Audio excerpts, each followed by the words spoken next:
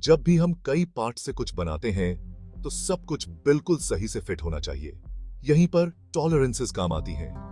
हर part का एक acceptable size range होता है। टॉलरेंस स्टैकअप एनालिसिस ये देखता है कि ये वेरिएशंस कैसे जुड़ते हैं।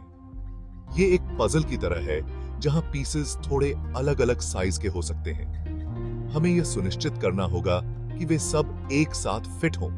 सोचिए, आप एक टेबल बना रहे हैं। लेग्स, टेबल टॉप और स्क्रूज सबकी अपनी टॉलरेंसेस हैं। अगर लेग्स बहुत छोटे हैं या स्क्रू होल्स बहुत बड़े हैं तो टेबल लेवल नहीं होगा। Tolerance stack up analysis in problems से बचने में हमारी मदद करता है। यह सुनिश्चित करता है कि सभी पार्ट्स जैसा चाहिए वैसा ही काम करें। मैकेनिकल इंजीनियर्स के लिए टॉलरेंस स्टैकअप एनालिसिस बहुत जरूरी है।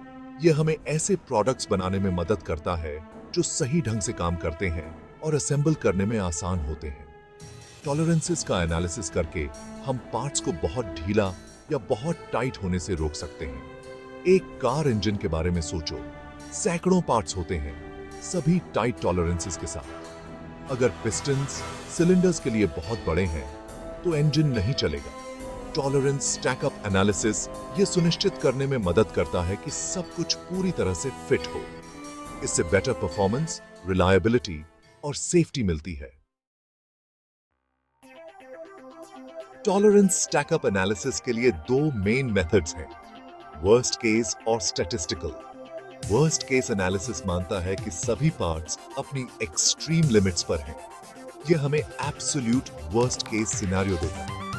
ये ऐसा है जैसे अपने कम्यूट पर वर्स्ट पॉसिबल ट्रैफिक के लिए प्लानिंग करना। दूसरी ओर स्टैटिस्टिकल एनालिसिस ज्यादा रियलिस्टिक है। ये अलग अलग टॉलरेंसेस के होने की प्रोबेबिलिटी को कंसिडर करता है। ये मेथड कुछ वेरिएशन की अनुमति देता है जब तक कि यह एक्सेप्टेबल लिमिट्स के भीतर हो। यह जानने जैसा है कि ट्रैफिक यूजुअली मैनेजेबल होता है, even if there is a chance of delays. Section 4. Performing a tolerance stack-up analysis. Tolerance stack-up analysis करने में कुछ key steps होते हैं। सबसे पहले हम उन सभी dimensions को identify करते हैं जो overall assembly में contribute करते हैं। फिर हम प्रत्येक dimension के लिए tolerances determine करते हैं। ये usually engineering drawings में specify किए जाते हैं।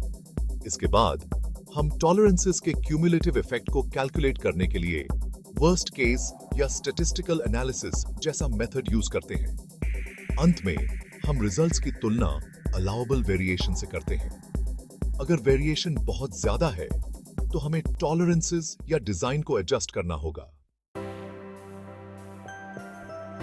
Section 5. Expert tips for better designs. Better tolerance management के लिए यहां कुछ एक्सपर्ट टिप्स दिए गए हैं। फंक्शनल रिक्वायरमेंट्स की क्लियर अंडरस्टैंडिंग के साथ शुरुआत करें। वो क्रिटिकल डायमेंशंस क्या हैं जो परफॉर्मेंस को अफेक्ट करती हैं। जहां तक पॉसिबल हो स्टैंडर्ड टॉलरेंसेस का यूज करें। यह मैन्युफैक्चरिंग को सिंप्लीफाई करता है और कॉस्ट्स को कम करता है। असेंबली प्रोसेस पर विचार करें। पार्ट्स को कैसे जोड़ा जाएगा। एनालिसिस प्रोसेस को ऑटोमेट करने के लिए सॉफ्टवेयर टूल्स का यूज करें। यह टाइम बचा सकता है और एरर्स को कम कर सकता है। इन टिप्स को फॉलो करके इंजीनियर्स ऐसे डिजाइन्स बना सकते हैं जो फंक्शनल और कॉस्ट इफेक्टिव दोनों हों।